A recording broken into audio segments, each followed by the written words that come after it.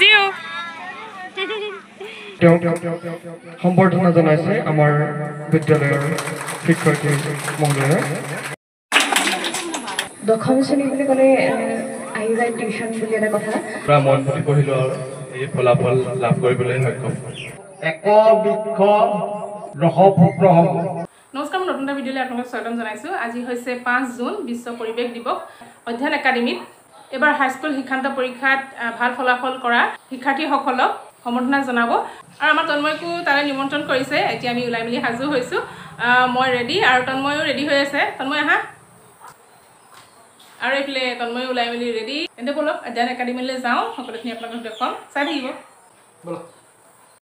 আৰু এইখন হৈছে অধ্যয়ন একাডেমীৰ গেটখন হাঁচৰা চাৰিআলিতে আছে আমাৰ ঘৰৰ নিচেই কাষতে আৰু এতিয়া বতৰ যিহেতু বহুত বেয়া প্ৰত্যেক বছৰ এই অনুষ্ঠানটো বাহিৰতে আয়োজন কৰে কিন্তু এই বছৰ মানে বাৰাণ্ডাতে আয়োজন কৰিবলগীয়া হৈছে বতৰ বহুত বেয়া আৰু এইফালে অধ্যয়ন একাডেমীৰ কণমানি ছাত্ৰ ছাত্ৰীসকল এইদৰে বাৰাণ্ডাতে বহাই ৰখা হৈছে যিহেতু আজি বিশ্ব পৰিৱেশ দিৱস আজি ক্লাছ নাই হোৱা এইখিনি কণমানিসকল মানে একেবাৰে সৰু ক্লাছৰখিনি ডাঙৰ ক্লাছৰখিনি নিজৰ নিজৰ ৰুমত আছে আৰু সেয়া লগতে আমাৰ ভতিজী জিও বহি আছে আৰু প্ৰত্যেক বছৰে বিশ্ব পৰিৱেশ দিৱসৰ দিনাখন ছাত্ৰ ছাত্ৰীসকলৰ দ্বাৰা এটা সৰুকৈ প্ৰচেছন কৰা হয় হাঁচৰা চাৰিআলিত আৰু তেওঁলোকে এটি এটিকৈ গছপুলি বিতৰণ কৰে দোকানীসকলক আৰু এইবাৰো ধুনীয়াকৈ তেওঁলোকে সাজি আনিছে দেখিছে ছেভ নেচাৰ ছেভ ফিউচাৰ আৰু এইফালে তেওঁলোকে এটি এটি গছপুলিও লৈ আহিছে আৰু আমি বহি থাকোঁতে কণমানি দুটিয়ে ভাওনাৰ প্ৰৱেশো কৰি দেখুৱালে আমাক চাওক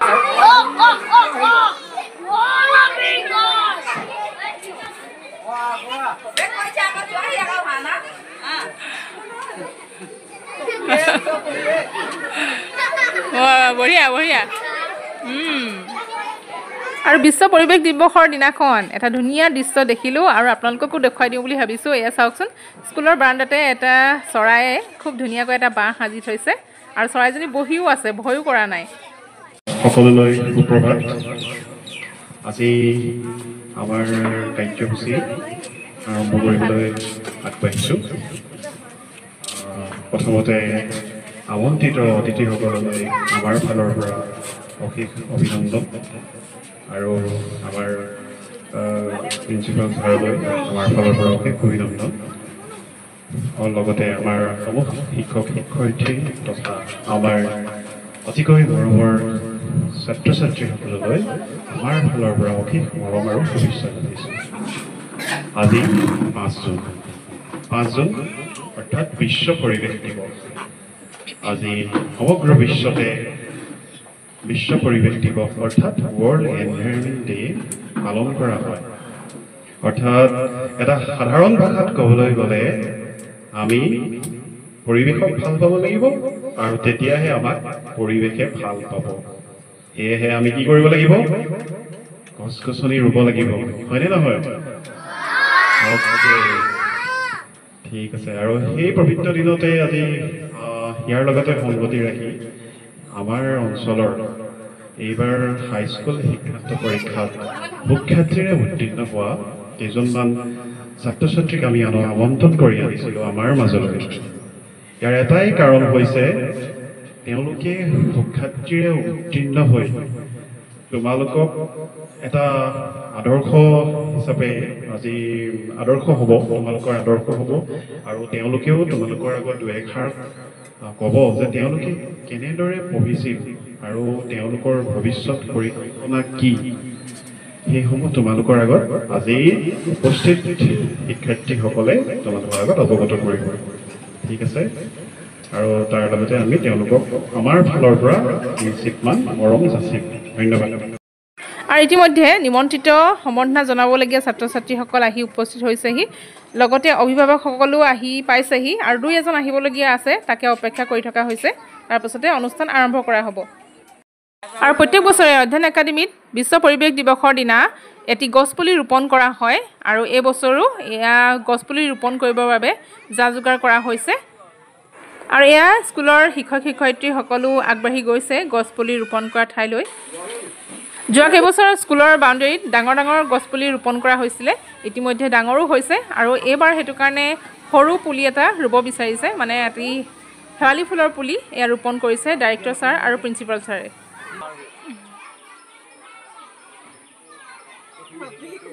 আৰু এয়া গছপুলি ৰোপণ কৰা হৈ গ'ল। আৰু ইতিমধ্যে নিমন্ত্ৰিত ছাত্ৰ ছাত্ৰী আৰু অভিভাৱকসকল আহি উপস্থিত হৈছেহি।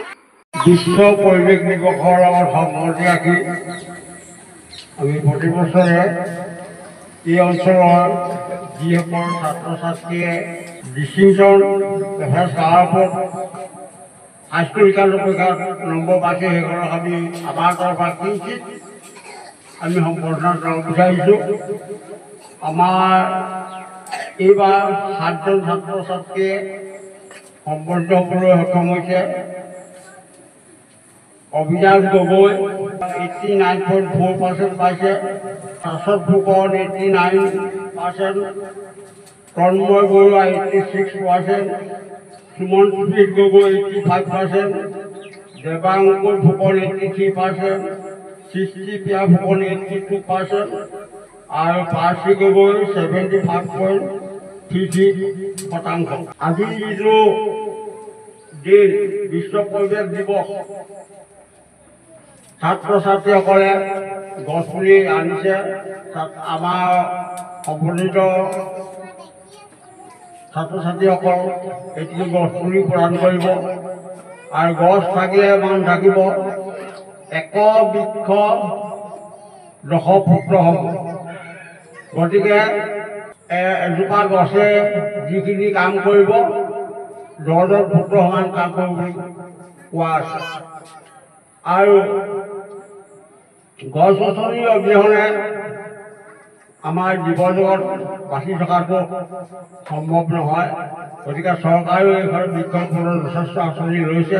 তোমালোকে বাৰ্থডেটো সদায় প্ৰতি বছৰ পাই থাকা। এই বাৰ্থডে দিনা একোটাকৈ গছপুলি ৰুবলৈ যত্ন কৰিবা। মা দেউতাক ক'বা যে বাৰ্থডে দিনা মই এটা গছপুলি ৰুওঁ দেই। এই গছপুলিটো বহুত কাম কৰিব। ধন্যবাদ।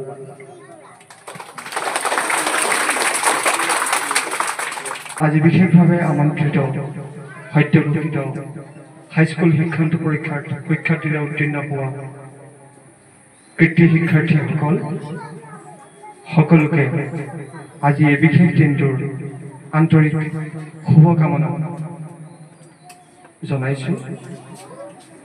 আৰু এনে এটা বিশেষ দিনত আমি এই কৃতি শিক্ষাৰ্থীসকলক সম্বৰ্ধনা জনাবলৈ পাই আমি নিজেই গৌৰৱান্বিত অনুভৱ কৰিছোঁ।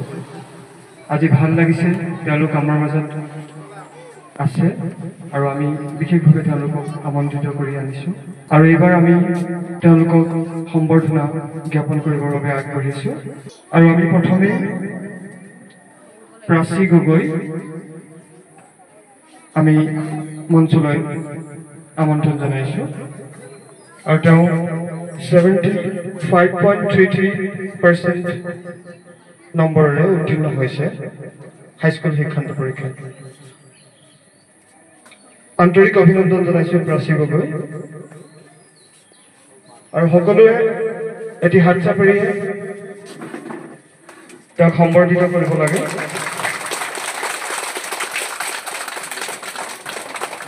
আমি এইখিনিতে প্ৰাচী গগৈ তেওঁ অভিমত, তেওঁ কেনেকৈ পঢ়িছিল, তেওঁ পৰীক্ষাৰ প্ৰস্তুতি কেনেকৈ আগবঢ়াইছিল, এই সন্দৰ্ভত কিছু কথা ক'বলৈ আমি অনুৰোধ জনাইছোঁ।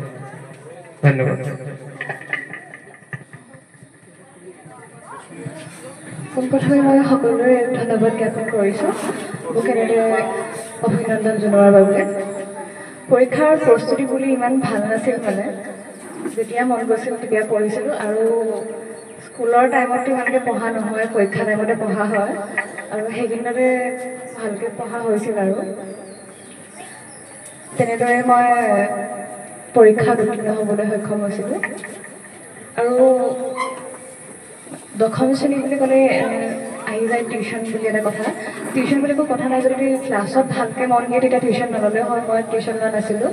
ক্লাছত মন দিলে ভালকৈ পাৰি যায়, মই সেইটো মানে ফ'ল' কৰিছিলোঁ। আৰু তেনেকুৱা একো বিশেষ নাছিলেই, পৰীক্ষাৰ সময়তে পঢ়া হৈছিল। সেয়াই আৰু ধন্যবাদ। আমাৰ ভৱিষ্যত পৰিকল্পনাৰ বিষয়ে ভৱিষ্যতৰ প্ৰথমতে ভাবিছিলোঁ মই এগ্ৰি BSc কৰিম। তাৰ পৰা এতিয়ালৈকে একো সঠিক হোৱা নাই। HS পৰীক্ষাৰ ৰিজাল্টটো চাইহে মই ক'ব পাৰিম কি হ'ব। এতিয়ালৈকে এগ্ৰি BSc ভাবি আছোঁ আৰু নাজানো আৰু কি হয়। ধন্যবাদ। এইটো ঘৰত ধুনীয়াকৈ ৰুই দিবাগে, এইটো পইচাৰ গছ। ঠিক আছে, ধন্যবাদ। আমাৰ ফালৰ পৰা তোমালে অশেষ ধন্যবাদ। আশা কৰোঁ ভৱিষ্যত জীৱন তোমাৰ উজ্জ্বল হওক আৰু লগতে তুমি সমাজৰ বাবে আদৰ্শ হোৱা আৰু সমাজৰ হিতৰ বাবে কাম কৰা। ধন্যবাদ। হাইস্কুল শিক্ষান্ত পৰীক্ষাত বিশেষভাৱে সুন্দৰ ফলাফল লাভ কৰিবলৈ সক্ষম হোৱা সুমন স্মিথ গগৈ আমি এবাৰ মঞ্চলৈ আমন্ত্ৰণ জনাইছোঁ। আৰু সুমন স্মিথ গগৈ লাভ কৰিছে 85%, 85% নম্বৰ। আমি তোমাক উজ্জ্বল ভৱিষ্যত কামনা কৰিছোঁ।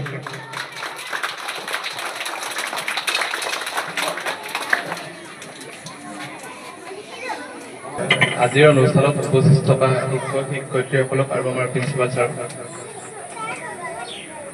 পঢ়াৰ নামত মই মানে গোটেই বছৰটো ইমান চিৰিয়াছ নহৈছিলোঁ। পৰীক্ষাৰ দুমাহমান আগৰ পৰাই মোৰ চিৰিয়াছনেছটো আহিছিলে আৰু এই দুমাহমান মানে পূৰা মন পুতি পঢ়িলোঁ আৰু এই ফলাফল লাভ কৰিবলৈ সক্ষম হ'লোঁ। ধন্যবাদ। ভৱিষ্যতে মই সেনেকৈ ভবা নাই, কিন্তু NDA এক্সামটো দিম বুলি মনতে ভাবি থৈছিলোঁ। ধন্যবাদ। হাইস্কুল শিক্ষান্ত পৰীক্ষাত বিশেষ শিক্ষাৰ্থীৰে উত্তীৰ্ণ হোৱা তন্ময় বৰুৱাক আমি আমাৰ মঞ্চলৈ আমন্ত্ৰণ জনাইছোঁ। আৰু তন্ময় বৰুৱাই লাভ কৰিছে 86% নম্বৰ, 86%। আৰু তেওঁক সম্বৰ্ধনা জনাইছে আমাৰ বিদ্যালয়ৰ শিক্ষয়িত্ৰী মহোদয়ে।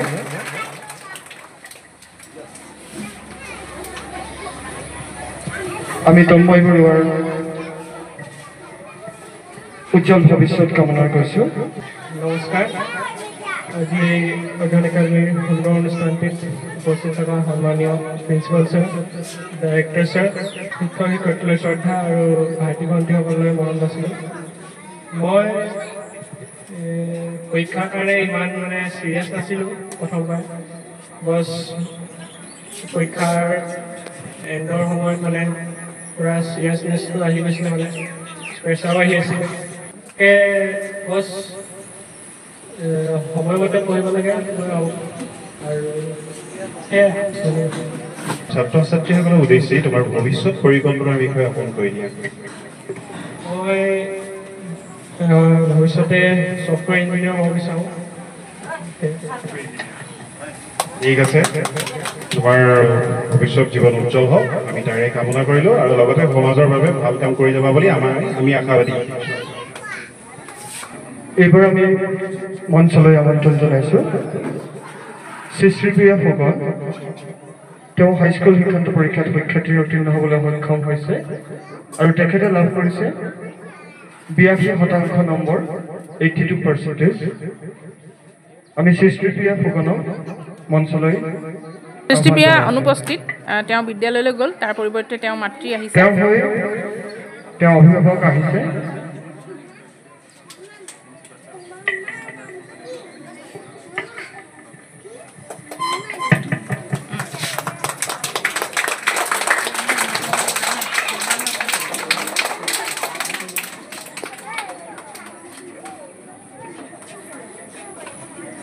এইবাৰ আমি মঞ্চলৈ আহ্বান জনাইছোঁ দেৱাংকুৰ ফুকন, আৰু তেওঁ লাভ কৰিছে 83% নম্বৰ, 83%। আৰু তেওঁ অনুপস্থিত থকাৰ বাবে তেওঁৰ অভিভাৱক আহি উপস্থিত হৈছেহি আৰু তেখেতক সম্বৰ্ধনা ল'বৰ বাবে আমি অনুৰোধ জনাইছোঁ। ধন্যবাদ।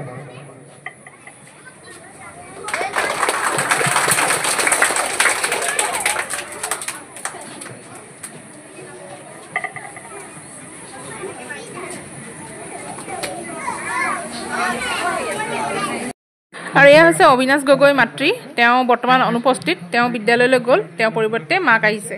আৰু তেওঁ লাভ কৰিবলৈ সক্ষম হৈছে 89.4% নম্বৰ। 89.4% নম্বৰে তেওঁ হাইস্কুল শিক্ষান্ত পৰীক্ষাত শিক্ষাৰ্থীৰে উত্তীৰ্ণ হৈছে আৰু তেওঁৰ অভিভাৱক আমাৰ মাজত উপস্থিত হৈছেহি অবিনাশ গগৈলৈ আমি তেওঁৰ উজ্জ্বল ভৱিষ্যতৰ কাৰণে কামনা কৰিলোঁ ধন্যবাদ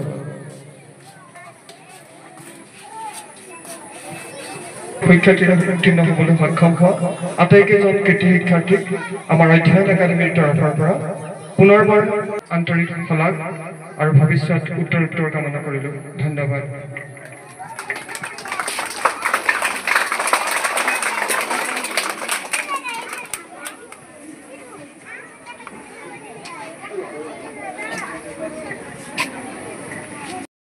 সকলোলৈ বহুত বহুত ধন্যবাদ আমাৰ নিমন্ত্ৰণ ৰক্ষা কৰি আপোনালোকে এটা প্ৰতিকূল বতৰতো আমাৰ ইয়াত উপস্থিত হ'লহি তাৰ বাবে আমি নিশ্চয় আনন্দিত হৈছোঁ আপোনালোকৰ ওচৰত আমি চিৰকৃতজ্ঞ আমাৰ পিছৰ কাৰ্যসূচী হৈছে আমাৰ স্কুলৰ শিক্ষাৰ্থীসকলে আমাৰ ওচৰ চুবুৰীয়া সকলোকে একোটাই গছপুলি প্ৰদান কৰিব আৰু এতিয়া এয়া ছাত্ৰ ছাত্ৰীসকলৰ দ্বাৰা এটি গছপুলি প্ৰদান কৰা হ'ব সকলোকে এয়া সকলো ছাত্ৰ ছাত্ৰী শাৰী পাতি ওলাইছে বিদ্যালয়ৰ পৰা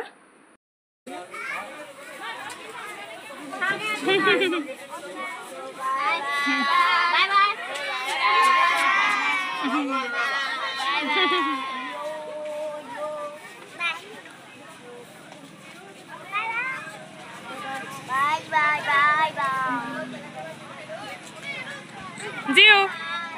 Dua.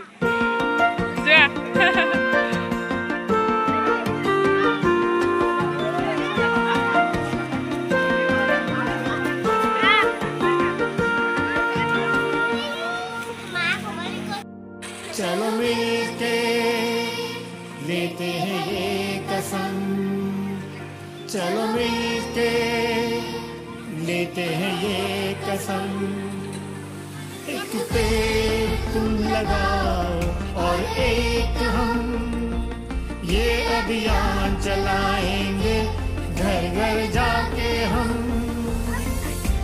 मिल जाए हम साथ अगर उज्जवल होगा अपना कल उत्तम होगा सारा जहां श्रेष्ठ बनेगा वतन एक पेड़ तुम लगाओ और एक हम আৰু তাৰ পাছতে নিমন্ত্ৰিত অতিথিসকল আৰু শিক্ষক শিক্ষয়িত্ৰীসকলে লগ লাগি আমি একেলগে চাহ খালোঁ আৰু মনৰ কথাবিলাক পাতিলোঁ কোনে ক'ত কি এডমিশ্যন লৈছে কি পঢ়িব তাকে আৰু যাওঁ দে যাওক বাই বাই যাওক আৰু এইদৰে বিশ্ব পৰিৱেশ দিৱসটো আমি অধ্যয়ন একাডেমীত পাৰ কৰিলোঁ আৰু অধ্যয়ন একাডেমীলৈ এই চাগতে আমি বহুত বহুত ধন্যবাদ জ্ঞাপন কৰিছোঁ